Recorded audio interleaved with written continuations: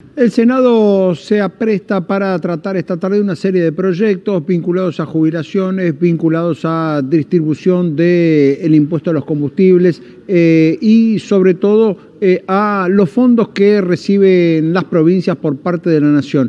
En ese marco se empieza a hablar de cuál sería el verdadero costo y cuál sería el verdadero impacto de que estos proyectos sigan adelante, que el gobierno no pueda frenarlos por ninguna vía. Ayer el presidente Milei incluso habló de judicializar algunos de esos temas en el caso de que el Congreso insistiese con su vigencia, pero claro, empieza a surgir una pregunta: ¿cuál es el verdadero costo que tienen estos proyectos? Sobre todo lo que tiene que ver con la actualización de las jubilaciones. Vamos a estar hablando de este tema con el economista Claudio Caprarulo, quien ya está en línea. Claudio, buen día, gracias por atendernos. ¿Cómo estás? ¿Cómo están? Muy buenos días. Bueno, ¿qué pasaría si el Senado finalmente sigue adelante, sobre todo con el tema de las jubilaciones? ¿Pone tanto en riesgo el equilibrio fiscal que tiene el gobierno o es más una pelea política disfrazada de una pelea presupuestaria? Bueno, como vos bien señalás, Fernando, es lo más relevante en términos fiscales. Recordemos que el principal gasto que hace el sector público nacional es en las jubilaciones, entonces cualquier modificación tiene un gran impacto en las cuentas públicas. Dentro del proyecto hay distintos ítems, ¿no? Recordemos, hay un ítem que básicamente lo que quiere hacer es recuperar lo que perdieron las jubilaciones en el primer trimestre del 2024 y para eso asigna un salto del 7,5% en las jubilaciones y después que continúen con la actualización mensual por inflación que vienen teniendo. Al mismo tiempo, lo que plantea es un aumento del bono. El bono está congelado desde marzo del año pasado en 70.000 pesos. El bono complementario lo cobran principalmente las jubilaciones mínimas y obviamente fue perdiendo relevancia porque no se ajustó. Y lo que proponen, hubo distintas versiones, pero la última discusión es de llevarlo a 110.000 pesos. Y por último, lo que también propondría este proyecto de ley es aprobar una nueva moratoria para este año. Recordemos que las moratorias jubilatorias le permiten a los que no tienen cumplidos todos los años de aporte poder empezar a pagar los años que le falta y poder acceder a la jubilación mínima y todos los años se va renovando. Bueno, sí, eso lo llevaría. El impacto fiscal para este año sería de más o menos del 0,3 puntos del PBI, ¿sí? O sea, eso contempla agosto, diciembre. Obviamente esto te genera un arrastre también para el año que viene, ¿no? Este 7,5% es un salto discreto de las jubilaciones y hay que ver también que vos estás, a través de la moratoria, están ingresando nuevas personas a poder jubilarse. Y eso, si nosotros lo anualizamos, que es donde muchas veces se miran los números, te llevaría 0,8 puntos del PBI extra de gasto, si vos después también no buscás compensar con ingresos por otro lado, que también sería obviamente una posibilidad. Eso sería un número, sí, para ponerlo en un marco, el gobierno dice que su superávit primario para este año, en base a lo establecido en el acuerdo con el fondo, es del 1,6, si no recuerdo mal. Sí, terminaría un poco por abajo. El gobierno lo que se comprometió es decir, yo lo voy a aumentar y el objetivo sería 1,6. Recordemos que a junio ya tiene 1,1% y 0,4% de superávit financiero. Es así. Bien, con lo cual, digamos, este aumento jubilatorio se llevaría la mitad del superávit que el gobierno planeaba tener para este año. Es más o menos esa la cuenta.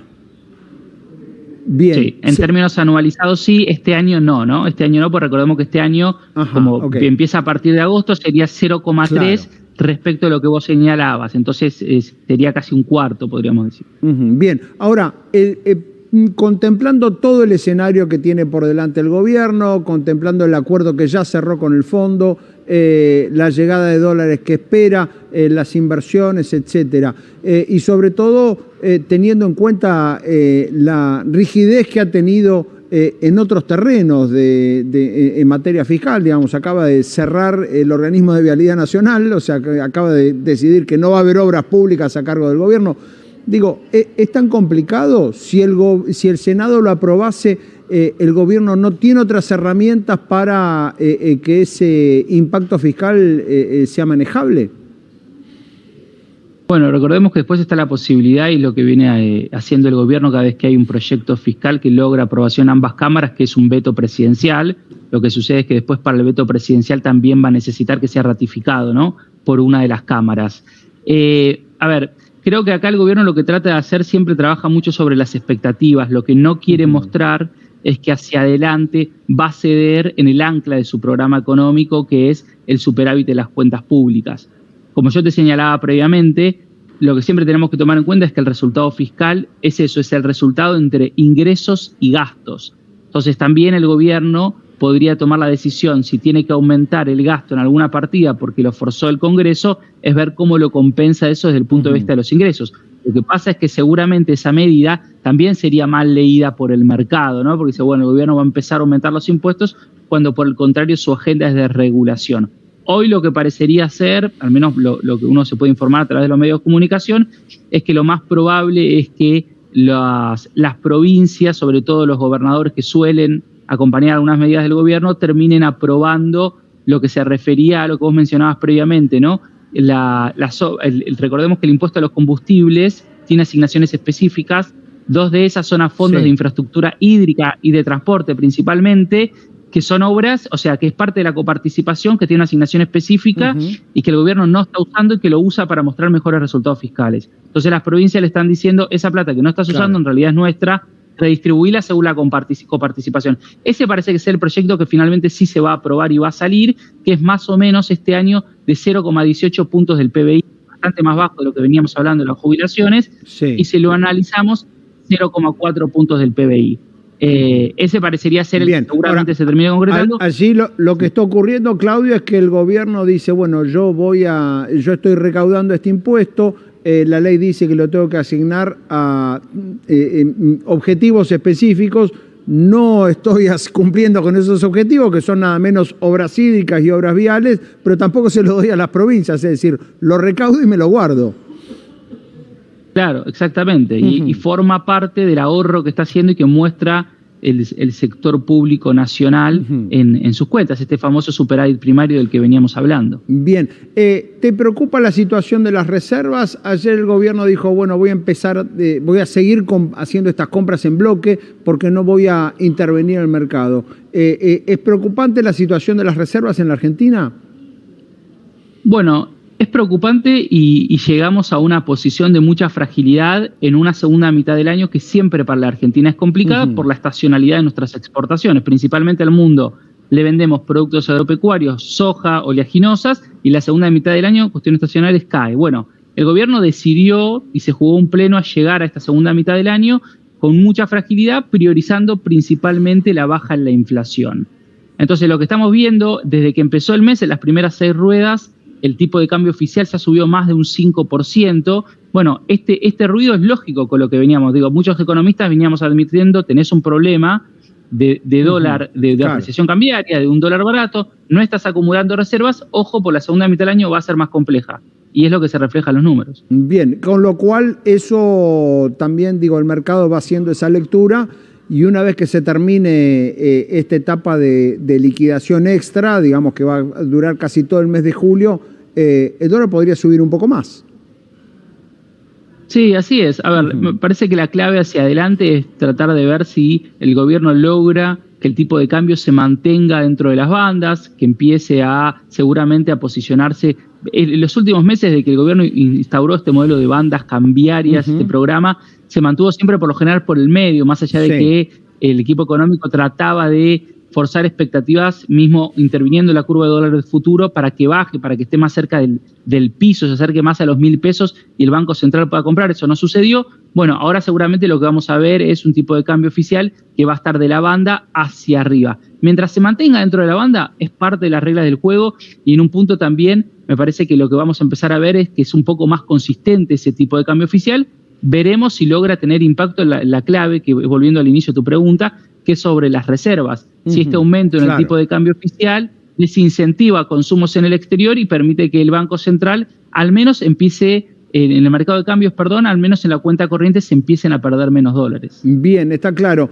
Allí también Caputo dice, bueno, hay que acostumbrarse a que el dólar flota. Tenemos un sistema sin restricciones. Uno diría, bueno, con menos restricciones que antes, porque todavía existen, pero digo, allí el gobierno dice hay que acostumbrarse a que el dólar flote. ¿Crees que en líneas generales el mercado argentino va a tener buena recepción para eso o que cualquier movimiento va a sembrar alarma? Mira, en los últimos días lo que vimos, por ejemplo, que nosotros siempre miramos la curva de dólar futuro porque es lo que usan las empresas para mitigar los riesgos que puede tener el tipo de cambio en los próximos meses. Los que vimos hubo algunos días en los que hubo un mayor volumen operado y un salto, pero no hubo un salto discreto, no hubo pánico respecto a lo que venía señalándote, lo que estaba pasando con el tipo de cambio oficial, sí correcciones. Me parece que de vuelta, mientras el gobierno siga teniendo ciertas anclas, mantenga ciertas anclas y el tipo de cambio esté dentro de las bandas, es parte de la regla de juego, todos lo teníamos incorporado, todos sabíamos que la segunda mitad del año iba a ser más compleja.